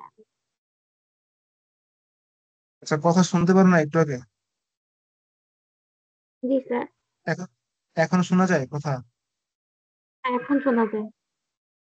আচ্ছা, আমি বলতেছিলাম যে এখানে আমার যে ভোল্ট মিটারের সিস্টেমটা আছে বা ভোল্ট মিটারের যে সেট আপটা আছে, ওর মধ্যে একটা গ্যালভানোমিটার থাকে, যে গ্যালভানোমিটার কি করে, ওর মধ্যে যখন কারেন্ট আসে তখন সে আমাকে ওই ভি সমান আইআর এই ফর্মুলা দিয়ে তোমার ফর্মুলেট করে আমাকে ভি এর মানটা দেয় ভোল্ট মিটারটা। তো দেখা গেল যে ওই ভোল্ট মিটারের মধ্যে যে গ্যালভানোমিটার ছিল, সে আসলে খুব বেশি পরিমাণে কারেন্ট নিতে পারে না, যার কারণে তাকে আমাকে বৃদ্ধি করতে হবে, তার পাল্লাটাকে বৃদ্ধি করতে হবে। যখন আমি পাল্লাটাকে বৃদ্ধি করব তখন কি করবো, যে গ্যালভানোমিটারের সাথে আমি একটা রোধ শ্রেণীতে যুক্ত করে দিব। শ্রেণীতে যুক্ত করলে তখন আমাদের এখান থেকে যে কারেন্টটা ফ্লো হলে আমরা তখন দেখবো যে সেখানে এন টাইমস পরিমাণ ভোল্ট আমরা এখানে মেজার করতে পারবে, অর্থাৎ এন ভি সমান হচ্ছে আমাদের এখানে আসে আই আর প্লাস হচ্ছে আইজি। Normal just formula. তুমি এটাকে তুল্য বের করতে পারো, তুল্য রোধ কত, আর ইকুইভ্যালেন্ট ইজ ইকুয়াল টু হচ্ছে আর প্লাস জি। তো তাহলে এখানে এন ভি এর মান কত, যদি আমি এখানে আর অ্যাড করি, একটা শ্রেণীতে আর যদি অ্যাড করি গ্যালভানোমিটারের সাথে, তাহলে আমাদের ভোল্টের মান আসবে এনভি, এবং এনভি এর ফর্মুলা হচ্ছে এর মধ্যে যে পরিমাণে কারেন্ট যায় ইনটু এইটার যে তুল্য রোধ আর ইকুইভ্যালেন্ট, তো যেটাকে তুমি মান বসাইলে তোমার আসবে হচ্ছে আই আর প্লাস জে। তো এই দুইটা ফর্মুলা আসে, তো আমার পাল্লা বৃদ্ধির সময় একটা আর পাল্লা বৃদ্ধি ছাড়া হচ্ছে একটা। এখন আমি এনটা কি, এন হচ্ছে যে আমার কি পরিমাণে আমি পাল্লা বৃদ্ধি করতে চাই সেটা মেজার করা। তো তাহলে এটাকে 2 নম্বর ইকুয়েশন দাও, এটাকে 1 নম্বর ইকুয়েশন দাও, দিয়ে লিখতে পারো যে 2 নম্বর ইকুয়েশনকে 1 নম্বর ইকুয়েশন দিয়ে ভাগ করলে আমাদের আসবে হচ্ছে কত, N V divided by V I G plus R divided by I G. তো ভি ভি কাটা, আমার এখানে আই আই কাটা, তারপরে এই দুটাকে আলাদা করলে 1 প্লাস আর বাই জি থাকবে। তো এরপরে তুমি এটাকে চাইলে লিখতে পারো যে n-1। তোমার তো আসলে বের করতে হবে যে আর এর মানটা কত, যে কি পরিমাণে আর অ্যাড করলে আমি এন এর মানটা আমার চাহিদা অনুযায়ী আমি বাড়াইতে পারবো। তো তাহলে n-1 into G is equal to হচ্ছে আর। তো এই হচ্ছে আমাদের আর এর মান, যে আর এর মান আমার লাগবে, যে আমি আসলে কতটুকু রোধ এখানে অ্যাড করলে আমার ভোল্ট মিটারের মাত্রা এন পরিমাণ বৃদ্ধি পাবে। তো এন এর পরিচয় আশা করি বুঝতে পারছো, যে এন হচ্ছে আমি আসলে কতটুকু বৃদ্ধি করতে চাই। সেটা অ্যামিটারের জন্য হতে পারে, সেটা হতে পারে তোমার এখানে ভোল্ট মিটারের জন্য। পার্থক্যটা খেয়াল করো, এখানে অ্যামিটারের জন্য, অ্যামিটারের ক্ষেত্রে আমি এন টাইমস পরিমাণ বৃদ্ধি করলে আমার কি পরিমাণ এস সেখানে দিতে হবে সেইটার ফর্মুলা শিখছি। আর এই ভোল্ট মিটারের ক্ষেত্রে আমি কি দেখলাম, যে আমার ভোল্ট মিটারের মাত্রা এন টাইমস বৃদ্ধি করলে সেখানে আমার কি পরিমাণে এই যে আর ইউজ করতে হয়েছে, এটা কিন্তু পরে অ্যাড করা হয়েছে। যে এইটা আসলে কতটুকু আমি দিব যাতে আমাদের ভোল্ট মিটারটা এটা নির্দিষ্ট পরিমাণে বৃদ্ধি পায়, সে কতটুকু দিব সেটার ফর্মুলা হচ্ছে এখানে। তো যদি এটাকে সামারি করি একসাথে, সামারি করলে আমরা লিখতে পারবো যে S is equal to G n-1, R is equal to হচ্ছে n-1 ইন্টু জি। কাছাকাছি ফর্মুলা, দুইটাই কিন্তু রোধ, এটা হচ্ছে শান্টের রোধ, ও নিচেরটাকে আর কি শান্ট বলা হয়, বুঝছো? তো এটাকে তুমি চাইলে এটা আরই বলো, যেহেতু এটা আর দিয়ে বলা আছে। তো এটা হচ্ছে আমাদের বলতে পারছি অ্যামিটারের পাল্লা বৃদ্ধির ফর্মুলা, অ্যামিটারের পাল্লা বৃদ্ধি, আর এটা হচ্ছে ভোল্টমিটারের পাল্লা বৃদ্ধি। এই দুটো ফর্মুলা আমরা এখন ইউজ করে ম্যাথ করি। আচ্ছা, একটা ম্যাথ ছিল এখানে তোমার এই পাওয়ারের, এটা আগের কনসেপ্ট না, এটা একটু দেখো। এটা কি করতে পারো ম্যাথটা? আচ্ছা, এটা পরে আসে, আমরা তো এতক্ষণ যাবত শান্ট করলাম, শান্টে ম্যাথ গুলা একটু আসে। দেখো এখানে এটা তো আচ্ছা না, এই যে এটা আসে।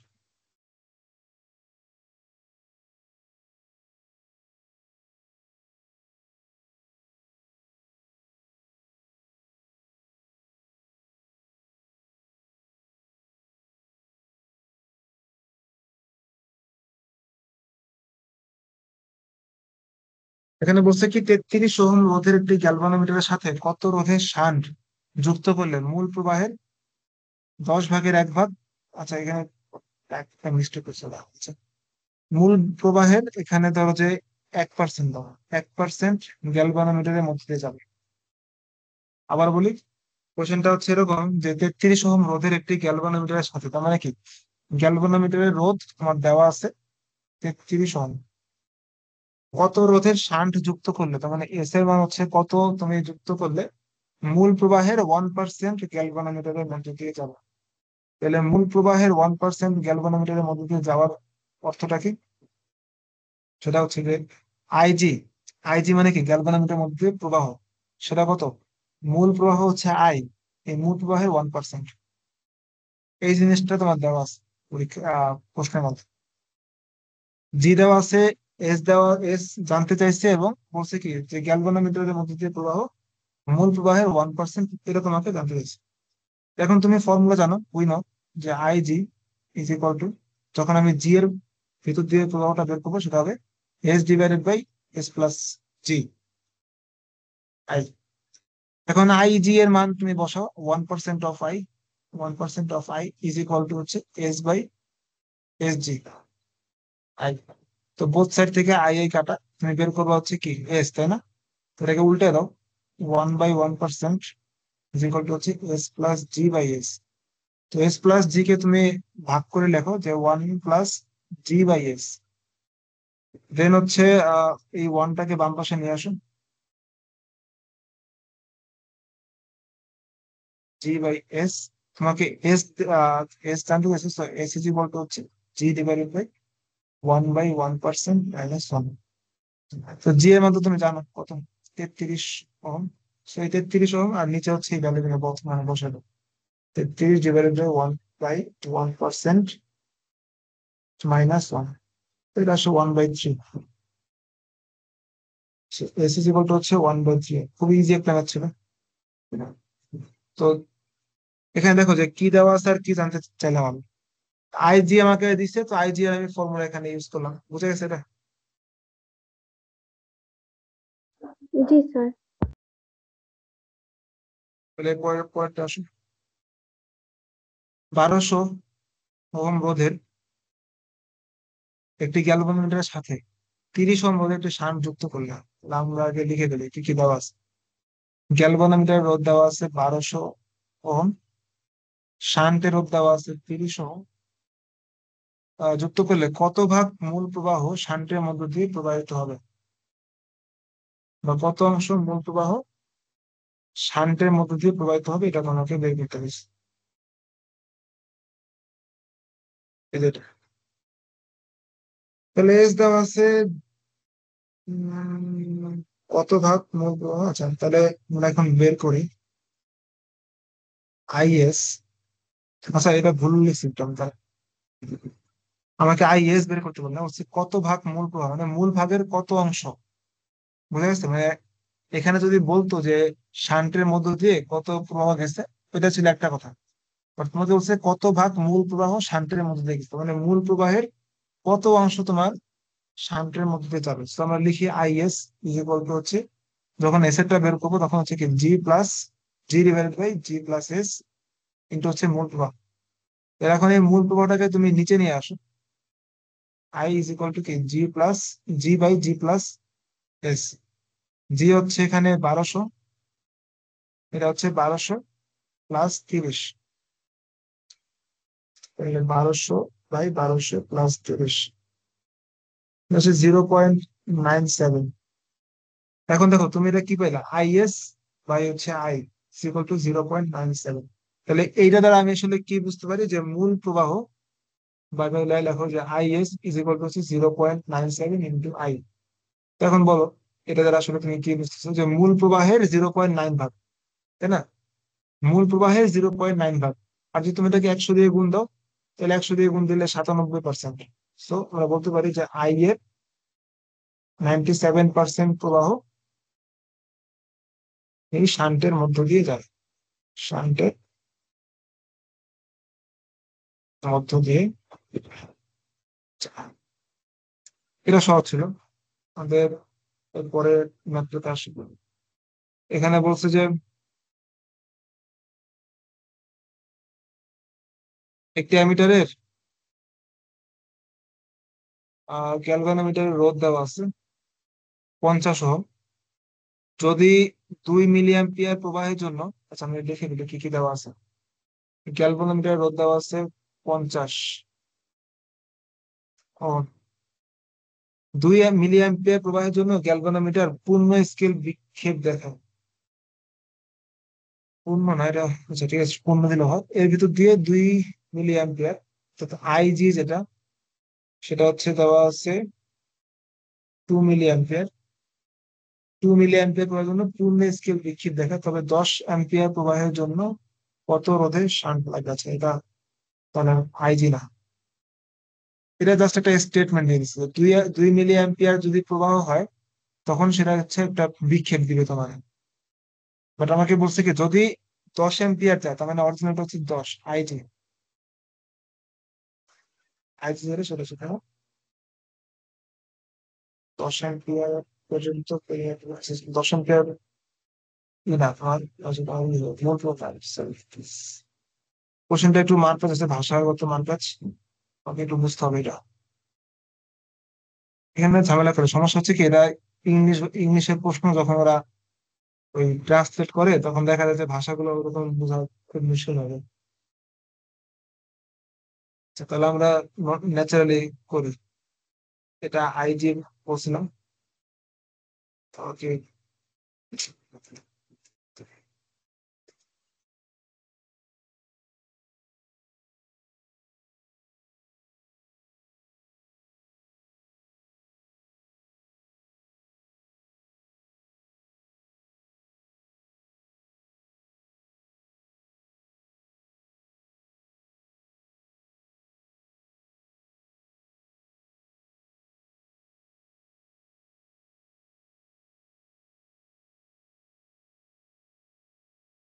আইজি সমান 2 মিলি অ্যাম্পিয়ার,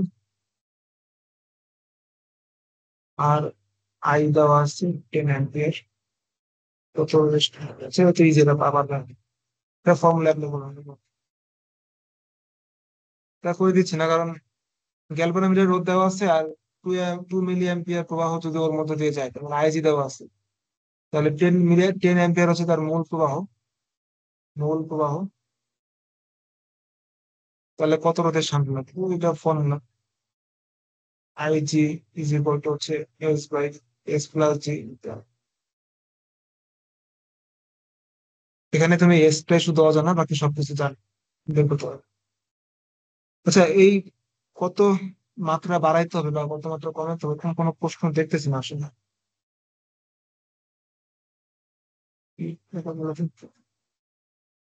এটা একটু দেখি সলভ করি। এটা তো কি বলছি, একটি গ্যালভানোমিটারের পাল্লা দেওয়া আছে, অর্থাৎ গ্যালভানোমিটারে তোমার আই জানো এবং তার ভোল্টেজটা জানো, তাহলে গ্যালভানোমিটারের রোধ কত, জি বা রোধ সমান কি ভি বাই আই। তো ভি সমান হচ্ছে এখানে 550 মিলি ভোল্ট, আই এর মান হচ্ছে 10 মিলি অ্যাম্পিয়ার। মিলি মিলি কাটা, ওয়ান ওয়ান কাটা, জিরো জিরো কাটা, তার মানে থাকে হচ্ছে 55। 550 তো না, 500, 50 হবে, 50 ওহম। তাহলে জি হচ্ছে এখানে 50 ওহম। এখন তোমাকে বলছে যে 1 নম্বরে যে 20 অ্যাম্পিয়ার মাপতে কি ব্যবস্থা নিতে হবে। 20 অ্যাম্পিয়ার মাপতে কি ব্যবস্থা তোমার এখানে নিতে হবে। আচ্ছা, তাহলে কি করা যেতে পারে, 20 অ্যাম্পিয়ার যদি তুমি এখানে মাপে, তাহলে হচ্ছে S G divided by N minus. এটা ছিল তোমার ফর্মুলা। আচ্ছা, তার আগে এখানে বলে রাখি যে একটা গ্যালভানোমিটার সে যদি 10 মিলি অ্যাম্পিয়ার মাপতে পারে, তার মানে কি ওই সার্কিটে 10 মিলি অ্যাম্পিয়ারের প্রবাহ চলতেছে। এখন কথা হচ্ছে যে না, তোমার 10 মিলি অ্যাম্পিয়ারে হইতেছে না, তুমি কি করলা, সেটাকে বাড়ালা, কারেন্টের মানটাকে তুমি বাড়াই দিছো। তাহলে বাড়ায় দিলে দেখো, তুমি 10 থেকে 20-এ নিয়ে গেছো, তাহলে কত গুণ তুমি এটা বৃদ্ধি করলা, এখানে তোমার এন এর মানটা চলে আসে। যে আচ্ছা ঠিক আছে, তাহলে এন ইজ ইকুয়াল টু আমাদের আউটপুট ডিভাইডেড বাই হচ্ছে ইনপুট। তাহলে আমি আসলে কতটুকু চাই আর আমার কতটুকু দেওয়া আছে। আমি চাই হচ্ছে এখানে 20 অ্যাম্পিয়ার, আমার যেই প্রবাহটা ইনপুট সেটা হচ্ছে 10 মিলি অ্যাম্পিয়ার, অর্থাৎ 10⁻³ অ্যাম্পিয়ার। তো এটা হিসাব করলে তোমার আসে হচ্ছে 2000। যে ঠিক আছে, আমি এন এর ভ্যালু হচ্ছে 2000 গুণ বৃদ্ধি করবো। এখন বুঝতে পারছো যে এন এর মানটা কেমনে আমার বের করতে হয়? যে আমার হচ্ছে একটা মান দেওয়া থাকবে, আমাকে প্রশ্নে বলবে যে না ওই মানটা তো আছে, মানে বর্তনীতে প্রবাহ মান, কিন্তু ওইটা আমার আসলে হইতেছে না, 10 মিলি অ্যাম্পিয়ার যথেষ্ট না, আমার লাগবে কি 20 অ্যাম্পিয়ার। তাহলে 20 অ্যাম্পিয়ার 10 মিলি অ্যাম্পিয়ার থেকে কত গুণ বড়, সেটা হচ্ছে এন এর ভ্যালু। তাহলে উপরে লিখবা হচ্ছে যেটা তুমি চাও, আর নিচে লিখবা যেটা তোমার দেওয়া আছে। তাহলে আমি 20 অ্যাম্পিয়ার চাই, আর 10 মিলি অ্যাম্পিয়ার আমার দেওয়া আছে।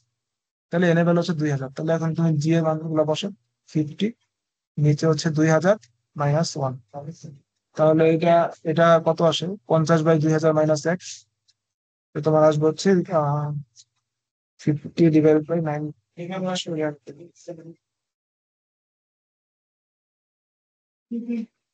তাহলে এটা আসে 50/0.025। 025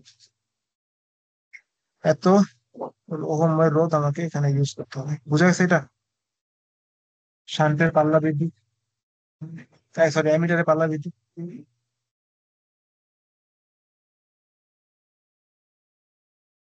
এটা কি বুঝতে পারছো?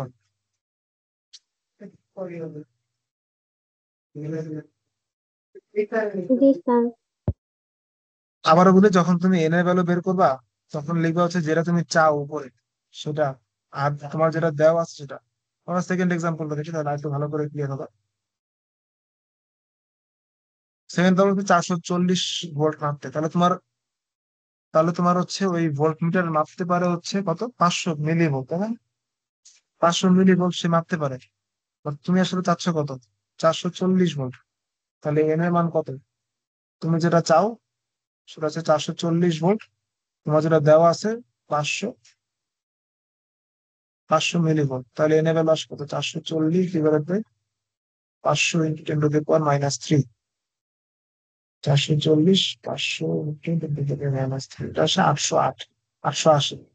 এটা হচ্ছে এন এর ভ্যালু। তাহলে কি পরিমাণ রোধ তোমার এখানে ইউজ করতে হবে তুমি জানো?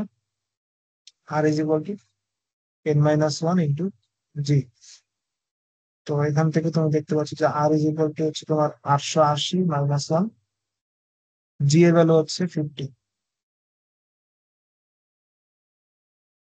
50 এটা আসলে 43,950 ওহমের রোধ তোমাকে এখানে ইউজ করতে হবে। বুঝা গেছে? তাহলে এই ফর্মুলা দিয়ে কিরকম মত আসে? জি স্যার। স্যার এটার এর রেকর্ডিংটা বাইরে আসবে না, আসতেছে? বুঝছো? এর থেকে কঠিন কিছু আসবে না।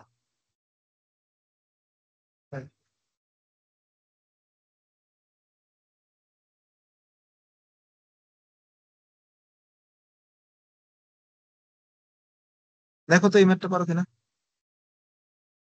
এখানে বলছে যে 2 ভোল্ট তড়িৎ চালক বল এবং 1 ওহম অভ্যন্তরীণ রোধ বিশিষ্ট 5টি তড়িৎ কোষ শ্রেণী সমবায় যুক্ত করে 25 ডিগ্রি সেলসিয়াস তাপমাত্রায় 60 ওহম রোধের একটি পরিবাহী তারের সাথে সংযোগ করা হয়। তো আমরা লিখবো যে এটা ইজ ইকুয়াল টু হচ্ছে 25 ডিগ্রি সেলসিয়াস তাপমাত্রায় সেটা রোধ কত, 60 ওহম। তাহলে 25 ডিগ্রি সেলসিয়াস তাপমাত্রায় তার রোধ 60 ওহম। পরিবাহী তারের রোধের উচ্চতা সহ আলফা সেটা দেওয়া আছে 4.2 × 10⁻³ পার ডিগ্রি সেলসিয়াস। তোমাকে বলছি 100 ডিগ্রি সেলসিয়াস তাপমাত্রায় রোধ কত হবে, তার মানে R 100 হবে। তোমাকে একটা ফর্মুলা মনে হয় কতদিন দেখাইছিলাম, সেটা হচ্ছে যে আর থিটা সমান হচ্ছে R0 plus alpha into theta, তাই না? এই ফর্মুলা আমরা দেখছি গত ক্লাসে। তো তাহলে আমাদের দেওয়া আছে কি R 25, তাই না? 25 ডিগ্রি সেলসিয়াস তাপমাত্রাতে রোধ কত সেটা আমরা বের করি। R0 1 plus alpha into 25 degree Celsius. তাহলে R 25 এর ভ্যালু কত, 60। R0 আমি জানি না, আমার দেওয়া নাই। 1 প্লাস আলফা দেওয়া আছে নিশ্চয়ই 4.2 × 10⁻³ ইন্টু হচ্ছে 25। তাহলে এখান থেকে তুমি নিশ্চয়ই R0টা বের করতে পারবে। R0 একটু বের বের করো তো।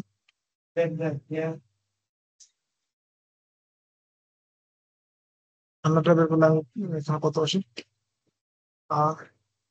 1 প্লাস 4.2 × 10⁻³ ইন্টু 25, আর 60 কে যদি ভাগ করি তাহলে তোমার R0 এর ভ্যালু 54.29 ওহম আসে। এখানে এটা হচ্ছে আর নট বের হয়েছে, এটা আমরা কেন বের করলাম? তোমার বের করতে বলছে 100 ডিগ্রি সেলসিয়াস তাপমাত্রা কত। তো 100 ডিগ্রি সেলসিয়াস তাপমাত্রা তুমি যদি বের করতে চাও, তাহলে আবারও সেই same formula, R naught into 1 plus alpha into 100 degree Celsius. তাহলে এখন তুমি দেখো যে এই এই মানটা বের করার জন্য তোমার কিন্তু আর নট বের করতে হইতো, যেটা আমি এই যে আমার গিভেন যে তথ্যগুলো ছিল সেখান থেকে আর নট বের করে রাখছি। তাহলে এখন আমি এই আর নটটা বসাই দিই, 54.29 ইন্টু 1 প্লাস আলফা তো আমি জানি 4.2 × 10⁻³ ইন্টু হচ্ছে 100। তাহলে এখান থেকে আমি আর 100টা বের করে ফেলতে পারি, বা 100 ডিগ্রি সেলসিয়াস তাপমাত্রা রেখে, সেটা আমি এখান থেকে বের করে ফেলতে পারি। 1 + 4.2 × 10⁻³ ইন্টু, এটা হচ্ছে 77.10। তাহলে বলো, এটা বুঝতে পারছো না? এই এই ধরনের ম্যাথ গুলো তোমার হচ্ছে রোধের উচ্চতা সহগ থেকে আসে।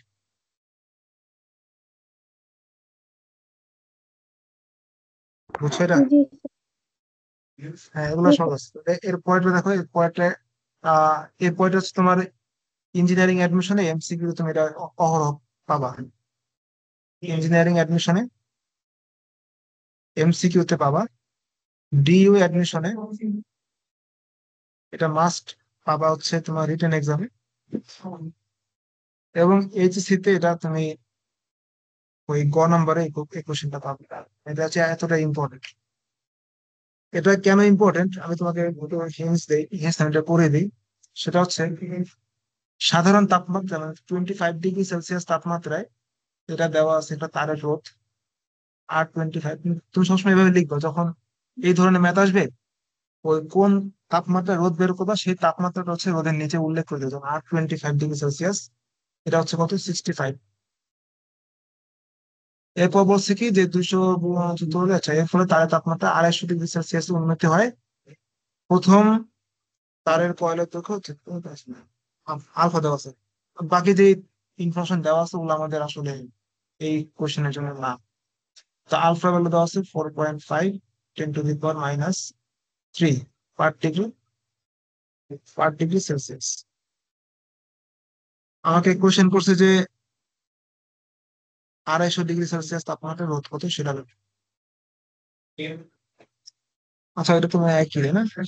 250, হ্যাঁ এটা একই, এটা পাবো, এটার মতোই,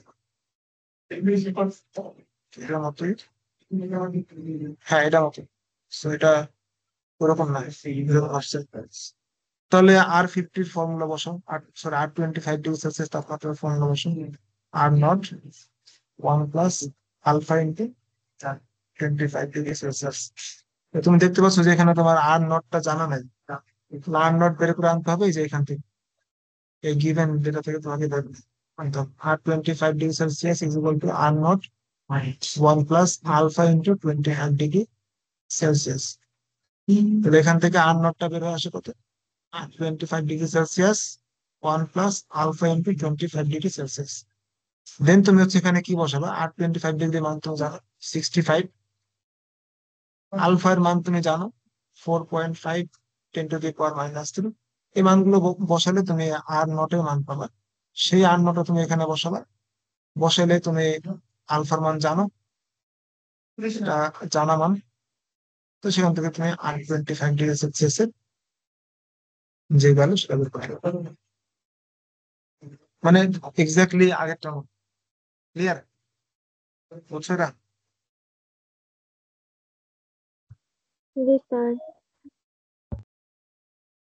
এটা আমি তোমার জন্য রাখতেছি, এটা করে আমাকে যদি পারো তাহলে আজকে রাতে একটু দেখাবা যেটা করছো। কেননা এটার মধ্যে সামান্য একটু টুইস্ট আছে আর কি। এইচএসসির মতো প্রশ্ন, আমি চাই যে তুমি এটা করো। এটা করে আমাকে যদি পারো তাহলে আজকে রাতে দিবা। এই যে এখানে তথ্যগুলো এখানে দেওয়া আছে, 60 ওয়াট 220 ভোল্ট। এরপরে আর কিছু ম্যাথ বাকি ছিল না। Okay, মোটামুটি হচ্ছে আমাদের তোমার যে প্রবলেম গুলা, শান্টের প্রবলেম বা তড়িতের রোধের উষ্ণতা সহ বা তাপের যে উৎপন্ন গুলা হয় সেসব নিয়ে আলোচনা। তো এখন তুমি এটা পড়ো, স্লাইডটা পড়ে আমাকে বলো যে যদি কোনো প্রবলেম থাকে তাহলে ফার্দার আমি আলোচনা করবো। ঠিক আছে। আর যদি যেটা বললাম 3 তারিখে পরীক্ষা দিবা, তো 3 তারিখে পরীক্ষা দাও।